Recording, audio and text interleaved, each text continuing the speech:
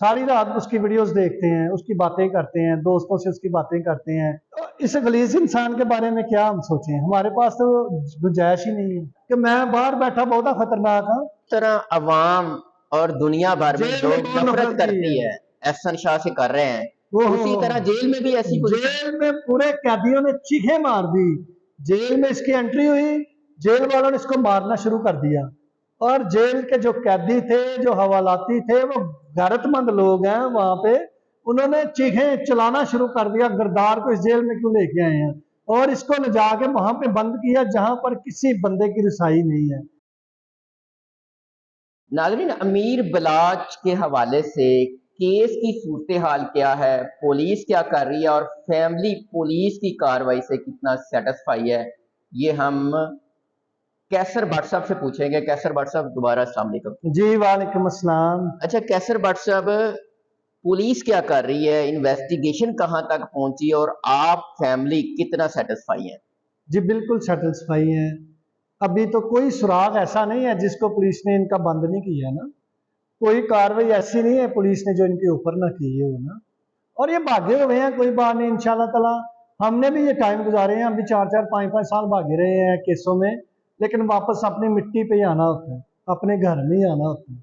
तो ये आ जाएंगे इंशाल्लाह। ये पुलिस ने ये जो स्क्रू कस दिया ना इनके ऊपर, इनकी जायदादें कुर्कों, इनके बिजनेस कुर्कों, तो वो टाइम इनको भी पता है, हमें भी पता है।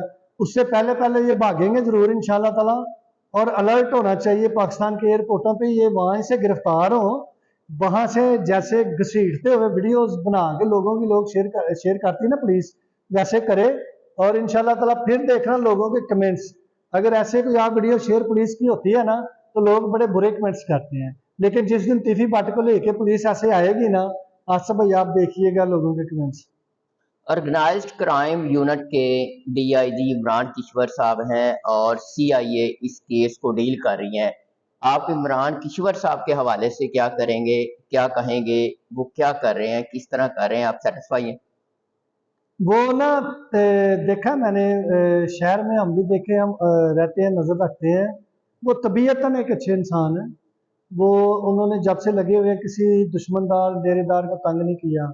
नहीं तो यहाँ पे कोई भी पुलिस अफसर आता था तो आता ही पहले डेरों पर रेटे कर दो, उठा लो इनको, पर्चे दे दो, भगा दो शहर से। ऐसे ऐसे शहर के निज़ाम नहीं चलते। लोगों की फैमिलियाँ, दुश्मनदार होना गुनाह नहीं है, बच्चों का स्कूल डिस्टर्ब हो जाता है। जो दुश्मनदार घर से भागेगा उसके बच्चे स्कूल नहीं जाएंगे, तो 1 साल भी बर्बाद हो जाएगा तो कितना फर्क उन पे पड़ जाएगा। क्या इससे अगली नस्लें तबाह नहीं होती? क्या जो दुश्मनदार घराना अपनी अगली आने वाली नस्ल को पढ़ाना लिखाना चाहता है, क्या वो उनका मुस्तकबिल दाव पे नहीं लगता? ऐसे ये चीजें सोचनी चाहिए। आपकी डीआईजी इमरान किश्वर साहब से मुलाकात या आपकी फैमिली की, जी अमीर बलाच की फैमिली की? जी फैमिली की होती है, मैं मेरी नहीं हुई। मैंने सिर्फ जज किया, देखा, काम उनके देखे हैं। और इस केस के ऊपर तो खसूसन सीसीपीओ साहब जो है ना, कमियाना साहब, यकीन जाने वो नोटिस खुद लेते हैं, खुद वो चेक करते हैं। कोई बारीक बीनी से ऐसे मैंने किसी सीसीपीओ को नहीं देखा। हमने पुलिस से बहुत सारे नुकसान उठाए हैं माजी में, चले जाए तो केसों के हवाले से, वैसे भी। तो ये इस केस में इतनी बारीक बीनी से सीसीपीओ ने इसको नोटिस लिया हुआ है कि वो हर ऑफिसर से अलग-अलग पूछता है तफ्तीश के हवाले से कि आपकी नज़र में क्या आया, आपकी नज़र में क्या आया, आपकी नज़र में क्या आया।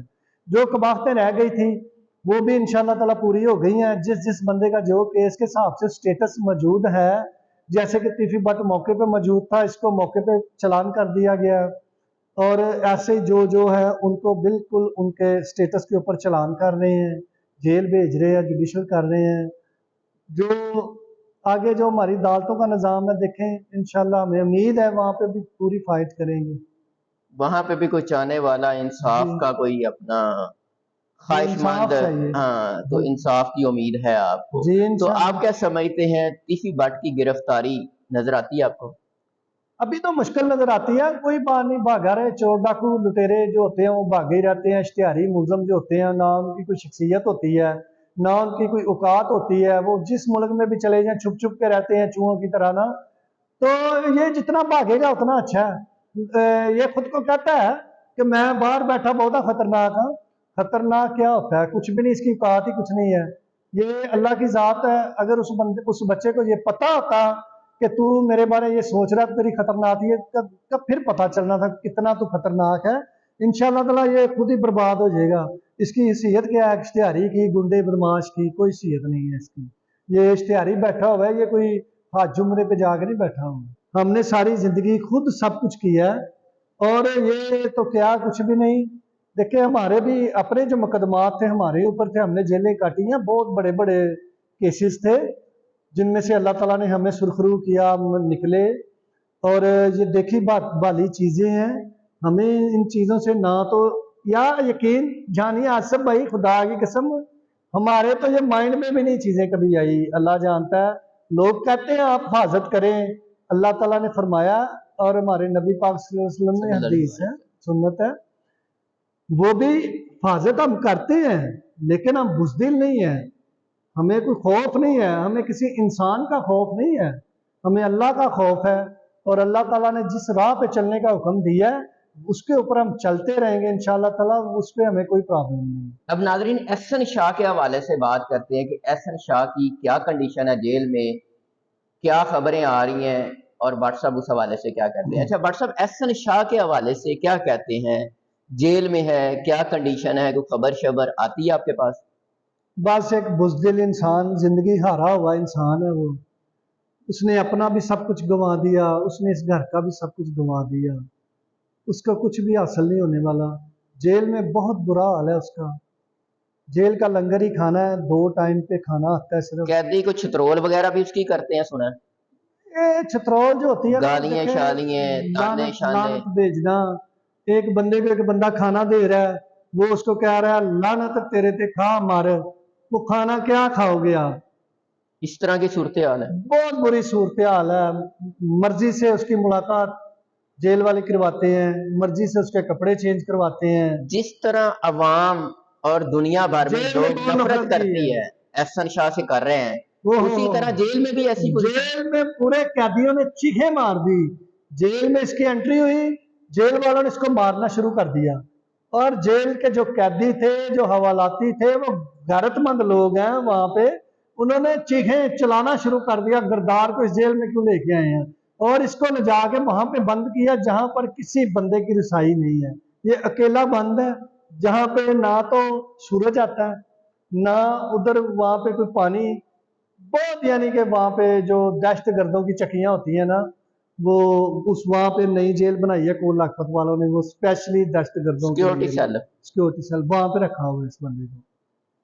कैदियों की नफरत का जो इजहार है उसकी वजह क्या है कि गद्दार वहां पे भी नाम गद्दार। डल गया, इधर बाहर भी नाम डला कि गद्दार, यार मार, दोस्त को मरवा दिया।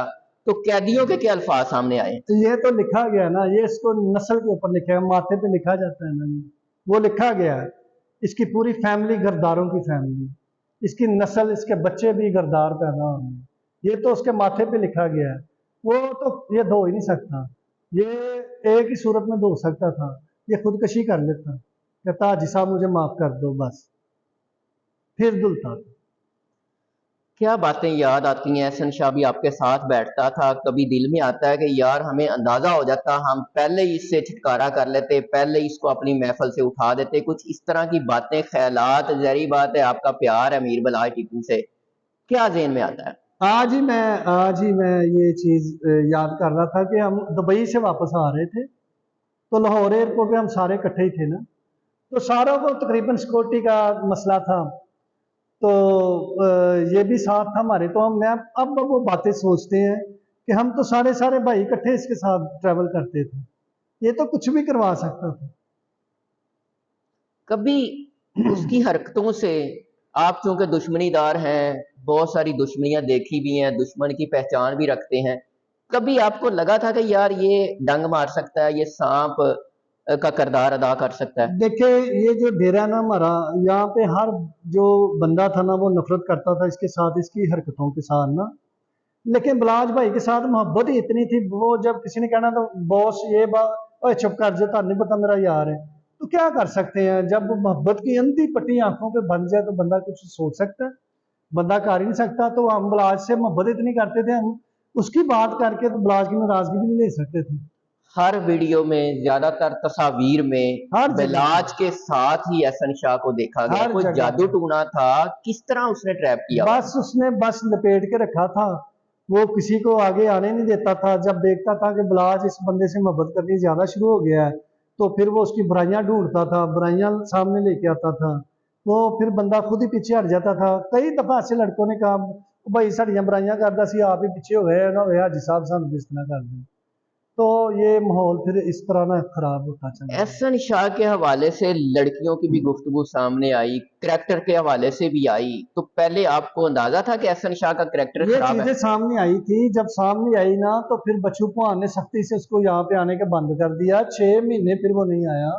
फिर इसने कसमे कुरान उठाए बिलाज भाई के आगे, फोन करके रोया, वीडियो कॉलें मिला के रोया कि अब मेरी अब ऐसी शिकायत आपको नहीं आएगी। तो फिर भाई ने कहा अच्छा यार इसने तौबा कर लिया, तो फिर क्या करता भाई, तो माफ कर दिया इसको। पहले आपको पता था कि इसके लड़कियों के मामलात और इस तरह के मामलात करता है? यही आपको बता रहा हूँ कि जब ये पता चला ना आपको वैसे पता था? मतलब मुझे, सुनने में आया था आपको जाती तौर पे ये ये कि इस तरह की बातें? ये बातें मैंने पहले नोटिस नहीं की। जब पहले बात हुई, फिर पता चला कि ऐसी बात की वजह से इसको यहाँ से रोका गया था। तो दुख हुआ कि यार इसको ऐसे नहीं करना चाहिए, हम सारे इज्जतदार हैं, हम कोई ऐसी नहीं होनी चाहिए बात, गंदी बात है ये, मीडिया पे नहीं कर भी नहीं सकते। ये गलीज इंसान कुत्ता क्या करे, इतना गलीज तो मैंने गंदा, और खुदा की कसम ये इतना गलीज इंसान है, इसको कब्र में भी जगह नहीं मिलेगी। देखें, उसने अपने फोन में इतनी गंदी गंदी वीडियोस बना के रखी है। एक लड़की का इंटरव्यू हमने भी कहा, एक लड़की का इंटरव्यू हमने भी किया, उसने कहा जी मेरी जिंदगी जो है वो बिलाज ने बचाई है और एहसन शाह मुझे बेचना चाहता था, कोई दुबई का इस तरह का सीन है। तो वो लड़की का कहना है कि मुझे ऐसे लग रहा था बिलाज से बात करके कि जैसे मेरा सगा भाई है। तो बिलाज लड़कियों के हवाले से क्या जज्बात रखता था और इसको किस तरह मना करता था कि यार हमारी भी माएँ बहनें हैं? और उसने ये भी कहा कि बिलाज ने इसको, एहसन शाह को कहा कि आपकी भी माएँ बहनें हैं और गैरत करें। मैं आपको बताता हूँ, देखे मेरी बात सुने। बहुत सारे ऐसे वाकयात होते थे जब बिलाज भाई जो हमसे भी छुपाते थे, अगर इन मेरे भाइयों को पता चल गया ना, तो ये इसको यहाँ पे आने नहीं देंगे ना। इसको अंदर बैठ के समझाना शुरू कर देता होता था, यार ऐसी हरकत ना करो, ऐसे काम मत करो यार, हमारी इज्जत खराब होगी, डेरेदार हैं यहाँ पे, सब ने आना है। अगर कोई बहन बेटी वाला यहाँ पे आ गया, हम कहते यार आप हमारी बहन बेटी के साथ ऐसे कर रहे हो, तो मैं तो मर जाऊंगा, मैं तो यहाँ पे कब्र में घर में बैठा हुआ, मेरा तो घर ही यहाँ पे है, मेरे पूरे खानदान यहाँ पे बैठा हुआ है, मेरे ससुराल यहाँ पे है, मेरे दाद के नान के यहाँ पे बैठे हुए हैं, तो हम नहीं ये चीजें अफोर्ड कर सकते। अच्छा भट्ट साहब, आप शुरू दिन से इसको सीरियस लेके और सगे भाई की तरह बड़ा भाई बन के पूरे केस को कर रहे हैं, मीडिया पे आ रहे हैं और हर तरह से खुल के बात कर रहे हैं। कोई आपको भी थ्रेट वगैरह आए? ये मुझे थ्रेट नहीं दे सकते। ये इनकी हैसियत औकात आसिफ भाई इतनी नहीं है जो लोग समझते हैं। इसकी हैसियत औकात इतनी होती है, ये पूरी फैमिली को लेके बंदा मारने चला गया, ठीक है, ये पागल हो गया। और किसी भी दुश्मनदार से जाकर पूछेंगे ना, तो कहेगा ये पागलपन की आखिरी स्टेज पे है, जो ये हरकत इसने कर दी है। पूरे लाहौर में जाएं, पूरे पंजाब में, पूरे पाकिस्तान में जाएं, लोग कहेंगे ये पागल हो गया, इसने ये पागलपन वाली बहुत बड़ी हरकत कर दी है। कभी दिल में आया है ठीक, कि देखिए यार मेरी मैं, बात सुने, मैं आपको ये बात बता दूं, खुदा की कसम कभी दिल में ये बातें नहीं आई, कभी सोच में भी नहीं आई ये हमारे साथ क्या करेंगे, कभी जहन में भी नहीं आई। अगर जहन से बिलाज निकले ना तो कोई बात आए, जब थक जाते हैं ना तो फिर सोते हैं, सारी रात उसकी वीडियोस देखते हैं, उसकी बातें करते हैं, दोस्तों से उसकी बातें करते हैं, फिर जब खुद लेट जाते हैं, बच्चों से, बीवी से बातें करते हैं, जब थक जाते हैं फिर सोचते हैं। तो इस गलीज इंसान के बारे में क्या हम सोचें, हमारे पास तो गुंजाइश ही नहीं है। एहसन शाह के बारे में? ये नहीं टिफी पढ़ के बारे में, ये टीफी जो भट्ट थ्रेड के? वगैरह, थ्रेड ये कोई बच्चों की खेल थोड़ी है, किसी को थ्रेड पे, मेरी पूरी फैमिली है, और मेरे भाई गिने तो आप यकीन जानिए कि आपकी गिनती खत्म हो जाए जितने मेरे भाई हैं। तो ये इसकी पता है, इसकी हैसियत औकात जितनी है, ये बंदा देख के थ्रेड भेजता है। बिलाज के बहुत सारे दोस्त, हाँ जी। आप भी दोस्त, हर एक ने अपने अपने हिसाब से हक अदा किया, आप सबसे ज्यादा हक अदा करें, इसकी क्या वजह है? देखिए, मैं अपनी पूरी फैमिली की तरफ से ये हक अदा कर रहा हूँ। मैं अपनी पूरी फैमिली को साथ लेके चल रहा हूँ। ना तो मेरे कज़न, मेरे मेरे भाई, मेरे चचाज़ाद, मेरे जितने अजीज़ हैं, महमूद बूटी वाले, फजीन वाले, मैं सबके सबको साथ लेके सबकी नुमाइंदगी कर रहा हूँ। मैं अकेला नहीं, इतने लोगों का दर्द लेके मैं आके मीडिया के सामने बैठता हूँ, जो मेरे साथ वो सारा दिन बातें करते हैं ब्लाज की। दुनिया का दस्तूर है कि जो दुनिया से चला जाता है, कुछ अरसा के बाद बंदा अपने कामों में मसरूफ हो जाता है और यादें कम हो जाती हैं। आपको क्या लगता है कि बिलाज की यादें कम हो सकती हैं? आप देख लें, 2 महीने से ऊपर हो गया, जैसे कल की बात है। ये तो यहाँ पे दिल में है ना, ये तो कब्र तक नहीं खत्म होगी, ना कब्र तक ये कम नहीं होगी। चाहने वालों को कोई और मैसेज? बस ऐसे ही देखते और सुनते रहिएगा, और इस घर को आपकी बहुत ज़रूरत है। जितने लोगों ने इसको ज़्यादा से ज़्यादा देखा, आपके कमेंट्स जो आप हमें भेजते हैं भाई, हमें शेयर करते हैं, वो सारे मौसम भाई, फतेह भाई, पूरी फैमिली को पास करते हैं। ऐसे नहीं है कि ये हम हमारे तक रह जाएं। आप जिस किसी ने भी कोई भी बात करनी हो, किसी के दिल में कोई हो, तो आप कर सकते हैं, कोई लुके छुपे नहीं, सामने बैठे हुए हैं। इंशाअल्लाह ताला आप सब लोगों की मोहब्बत के साथ, आपकी मोहब्बत हमारी ताकत, इंशाअल्लाह ताला इंसाफ और इंसाफ और इंसाफ लेके छोड़ेंगे, और इंशाअल्लाह इस शहर को अमन का गहवारा भी बनाएंगे, ऐसे नासूरों को खत्म करके इंशाअल्लाह ताला जेलों में डाल के।